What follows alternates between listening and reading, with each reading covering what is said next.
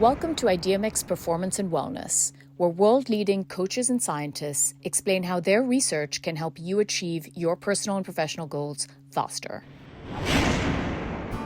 Hi, it's Sanja Yanti, co-founder and CEO of IdeaMix Coaching. Coaching's played an important role in my life. It's helped me through my journey to become a powerful leader, mother, and wife. IdeaMix coaches help you increase your self-awareness, improve your problem-solving skills, and evolve your habits to achieve your goals. All things I'm grateful to have learned and done through my own coaching journey. Our easy 1-minute assessment matches you with an IdeaMix coach that best fits your needs and values. Each IdeaMix coach is vetted and experienced and helps clients map and achieve their wellness, professional, and business goals. If you or someone you know could benefit from coaching, visit our website at www.theideamix.com. We also know that not everyone can invest in coaching right now, and that's why we provide free coaching in our Coach Shorts episodes. If you think someone you know would benefit from it, please share our podcast with them. Thanks for listening, and see you next time.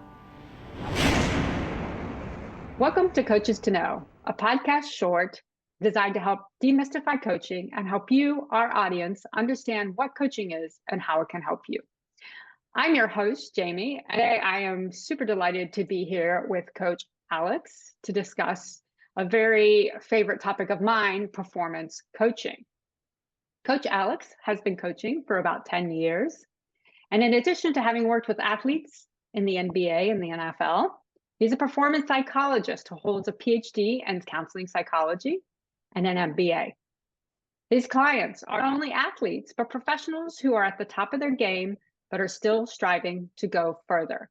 This includes executives, CEOs, finance professionals, and even artists. Welcome, Coach Alex, and thank you for being here with me today. Jamie, thank you so much for having me. I am excited to be here with you, and I love talking about this. So I'm hoping we get to have a fun conversation here. Great. So one of the things that excites me about talking about performance coaching in general is that I think historically, people tend to, when they think about coaching, they think of it as a remedial tool. And I think that when we talk about performance coaching and we think about performance coaching, we're reframing it from being a remedial intervention to an accelerant. So I would like to start by sort of laying the groundwork today and talk about what do we mean by performance psychology and performance coaching?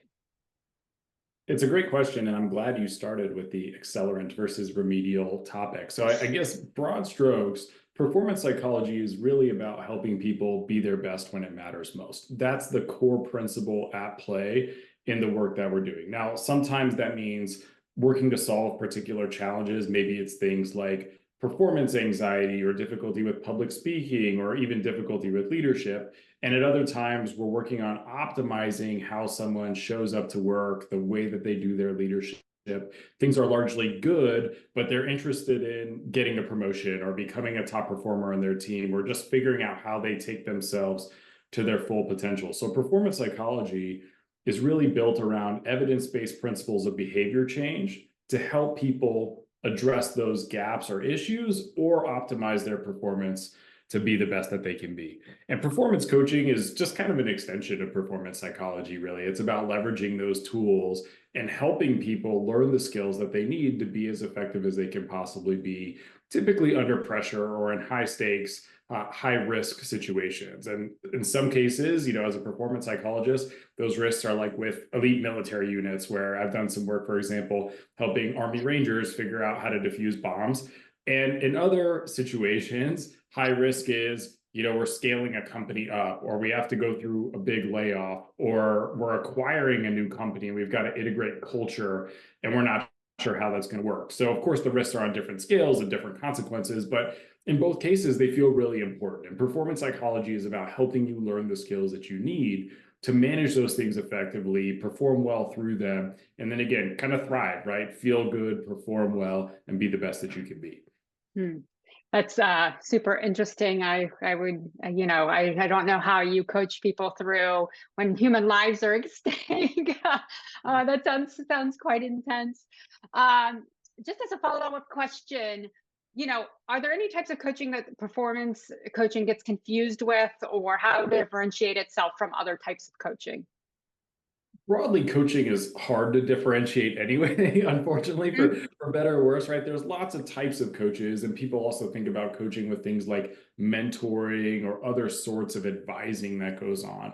So I think what makes performance psychology and performance coaching a bit unique is really the focus on peak performance and helping people be their best consistently. Whereas sometimes things like executive coaching might focus on tactical or operational aspects of a business, or traditional psychology is focused on fixing mental health problems, right? So performance psychology can kind of live in the middle there. And it's really about the individual as a performer, the team as a performer, the organization as a performer, but not necessarily about, should we pursue this tactic or that tactic, or should we execute this acquisition or should we not execute this acquisition, or what does it mean to be a new CEO? We can talk about some of those things, but ultimately performance coaching is not necessarily designed to address that in the way maybe executive coaching or mentoring or advising might help with some of those other issues. Mm-hmm. Okay, thank you for that clarification. As a next question, we talked a little bit in your introduction about who your clients are, but can you tell us, maybe give us a little detail about why someone should consider this type of coaching? I believe that everyone who's working in a high stakes, high pressure environment is a performer. And I think there are actually quite a number of high stakes, high pressure environments that require good performance, right? So even things that people don't typically think about as a performance, like parenting, for example, I think is a high stakes, high pressure situation for most people. And as a new dad, I certainly feel that. And then you've got obviously different challenges that you're working through, as a CEO of a company, or different challenges again if you're working in private equity or venture capital. But ultimately, you're dealing with high risk decisions and high stakes situations that require a bit of skill to be able to navigate it. And so what I've found is that a lot of the same things that impact the pro athletes that I've worked with impact really everybody. And I kind of break my work down into 5 or 6 sort of key buckets. So the first is what I would call self-regulation. That's the ability to control, moderate, direct your thinking, feeling, and physiology, and to be able to optimize your own learning and become an expert in your own way. So it's kind of 2 parts: how you learn and how you control yourself. The second is leadership.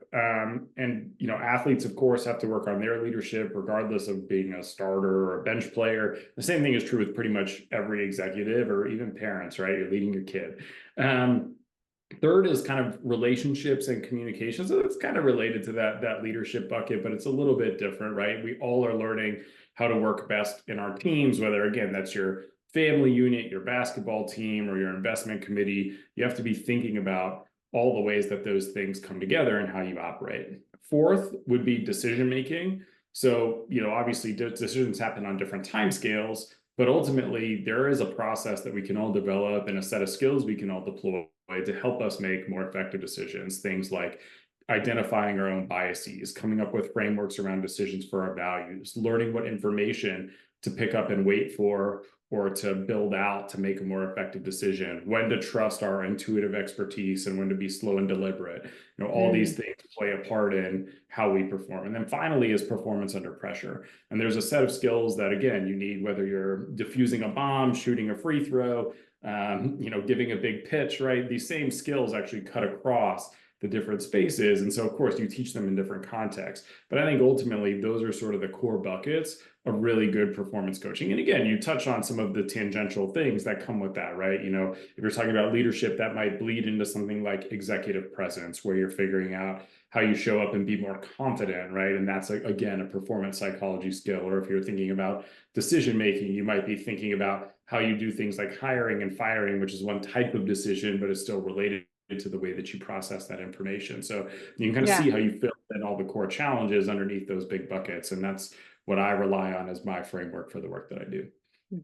Amazing. I love how that framework really fits this broad, I love how broadly you define performance, first of all, because, for example, I am also a parent. I don't think of parenting as being a performance, but it is in a way, right? It's high pressure. And a lot of times the decisions that you make may have long-term implications, right? And you don't really know in the Yeah. moment, right, what those are. I'm curious as to whether do you coach parents as well?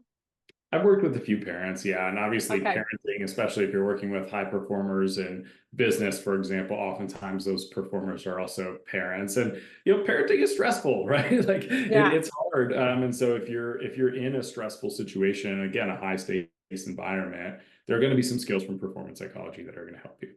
Yeah.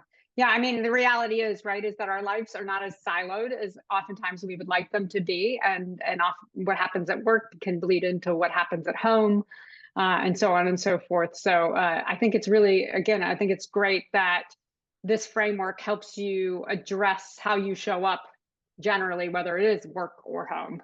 Um, so what sort of outcomes have you seen from this type of coaching? And can you share any real coaching stories that our audience be interested in learning about?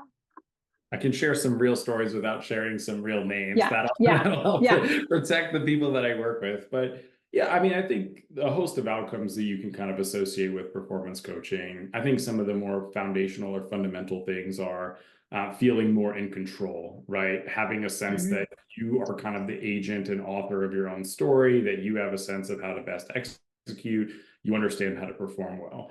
I think a second outcome people often experience is feeling more confident. And that often comes from that experience of feeling a bit more in control of themselves or their situation, but it also changes the way that they show up, the way that they interact interpersonally, the way that they communicate. Third, I think, is feeling more motivated, right? When you're really tapped into and feel confident in the skills that you develop, then pressure becomes like a privilege, right? It becomes an opportunity to perform better versus something to be afraid of, and that increases motivation. Fourth, I think you would get improved leadership and communication broadly. A lot of really good teamwork, whether it's sports or business, is how you talk to your teammates. It is how you interact with your teammates. And so being an effective leader, being an effective communicator becomes part and parcel of elevating everyone's game so that you can be successful. So those, I think, would be a few of the outcomes that you could expect. And I mean, gosh, I've now worked with performers across a range of spaces, but one of my favorite stories is I was doing some work with an NBA player who struggled a bit with shooting at the free throw line, which is, Mm. for many players, kind of a unique experience because you practice this skill so much, but in practice, you can never replicate, 20,000 people staring at you and screaming at you and hoping that you miss, right? If you're on an away game. And so you're kind of out there in a team sport on an island for a moment, and so in Mhm. individual sports, things like golf or tennis, you get used to that performing by yourself. But in basketball, you can mostly perform with everyone else. And then for a brief moment, everything stops and everyone's staring at you, waiting to see what's going to happen and how it's going to impact the game. And so a lot of players get nervous. And so I had one player who came and said, I want to work on shooting free throws. I want to get more aggressive going to the basket, which is often going to mean I'm going to spend more time at the free throw line. It's like, okay, great. Well, tell me a little bit about, what you're thinking or what you're feeling when you get up there. And his original approach was like, I'm just so nervous. I'm in my head. I start thinking about, what if I miss? What am I going to Yeah. do? What's the right tactic here? What will my teammates say? And then my heart rate increases and my breathing increases. And I'm like, okay, so tell me a little bit about how you deal with that right now. And his solution was to spend a lot of time, right? Hoping that it would just kind of slow down. And what you find often is, and for better or worse, it's actually quite a common tactic, right? Across spaces, people are just waiting for it to stop versus doing something Mm. proactively to address it. And so we started to think about, okay, well, what could we do and what would resonate for him? And it turned out that the most important thing we could address, which is often true for people who feel a bit of performance anxiety, is really addressing and reappraising the physiology. So you kind of have two parts. You have learning to do something with the actual increased adrenaline, if you will, right? Learning to control your breathing with techniques like box breathing. You can practice things like mindfulness meditation that help you control and direct your attention. Really learning to talk to yourself in a way that slows you down, even slowing your physical movements down so that you Mm. send the message that like, okay, I'm calm. And then you want to reappraise that stress as something more helpful, right? So we've all been socialized or conditioned into this belief that stress is bad and that we should all try to get stress out or away as quickly as possible. But the reality is stress itself is not harmful. Stress is just your brain and body preparing you to do something effortful. And if you change the way that you think about it, we have all this data that shows if you appraise stressors as a challenge versus a threat, then all of a sudden the physiology becomes excitement, it becomes focus, it becomes determination, not, oh my goodness, I'm about to melt down at the free throw line. So we worked on some of these skills. And then early on in my career, we were in COVID. And so there were times when we had no fans and times when we had some fans. But one of the privileges of the experience was getting to watch, all these basketball games from up close and personal. And at one point, this player just looked at me at the free throw line and winked. And I was like, okay, he kind of got it. And so those are the cool experiences you get to have in my world. And I've had, very similar experiences with executives who feel empowered when they give a pitch or feel like they're operating with their team at a high level, deploying these skills. And that's what makes this work so fun, is you get to see people in action be the best that they can be. That's a wonderful story. Thank you so much for being here with us today and sharing that story. And the one thought I would love to leave us with is the idea that pressure becomes a privilege because you are motivated in the confidence that you have built by working with Coach Alex. Thank you so much for being here with us today. And to our audience, if you would like to work with Coach Alex or one of our other qualified coaches, please visit us at theidmx.com. Thank you so much for listening. Thanks for listening. Please subscribe wherever you listen and leave us a review. Find your ideal coach at www.theidmx.com. Special thanks to our producer, Martin Maluski, and singer-songwriter Doug Allen.